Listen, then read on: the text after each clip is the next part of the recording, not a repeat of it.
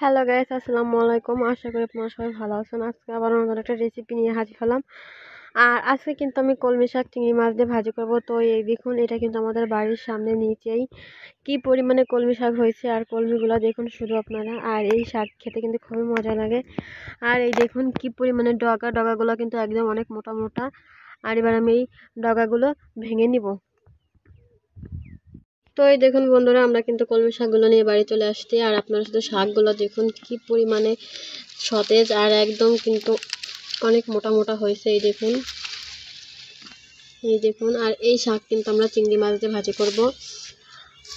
শুধু শাকগুলো দেখুন আপনারা। তো চলুন এবার আমরা শাকগুলো ভালো করে বেছে কেটে নিই। কিন্তু কলমি শাকগুলো ভালো করে কেটে ধুয়ে নিয়েছি। আর এগুলো কিন্তু একটা কড়াইতে দিয়ে দিচ্ছি। আর এবার দিয়ে দেবো পরিমাণ মতো কাঁচামরিচ। আর কাঁচামরিচ কিন্তু একটু বেশি দিলাম, বেশি দিলে কিন্তু খেতে মজা লাগে। আর এবার দিয়ে দেবো কিন্তু স্বাদ মতো লবণ।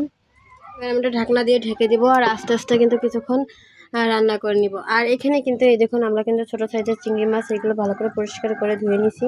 আর এই মাছ দিয়ে কিন্তু আমি কলমি শাক ভাজি করব। তো ফিরে এলাম কিছুক্ষণ পর। এবার আমি ঢাকনা নামিয়ে নিব। আর এই দেখুন, আমাদের শাক কিন্তু অনেকটাই কমে গেছে। কলমি শাক কিন্তু একেবারে বেশি কমে না। আর শাক কিন্তু অনেকটাই সিদ্ধ হয়ে গেছে। আর এবার এর ভিতরে কিন্তু আমি কিছু পেঁয়াজ কুচি দিয়ে দিব।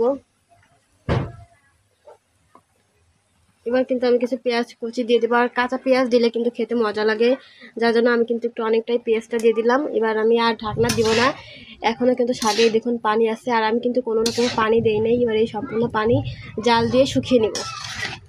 বন্ধুরা, আমাদের শাকে কিন্তু সম্পূর্ণ পানি শুকিয়ে গেছে। আর আপনারা শুধু কালারটা দেখুন, একদম কিন্তু সবুজ রয়েছে। এবার কিন্তু আমি একটা বাটিতে শাকগুলো নামিয়ে নেব।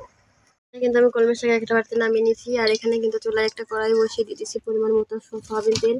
আর আমাদের তেলটা কিন্তু গরম হয়ে গেছে। আর এখানে কিন্তু চিংড়ি মাছগুলো লবণ আর হলুদ দিয়ে মাখিয়ে রাখছিলাম। এবার এই মাছগুলো কিন্তু একদম মশমশা করে ভেজে নেবো লাল লাল করে, তাহলে কিন্তু সুন্দর একটা ঘ্রাণ বের হয়। এবার কিন্তু আমি এই মাছগুলো লাল লাল করে ভেজে নেবো।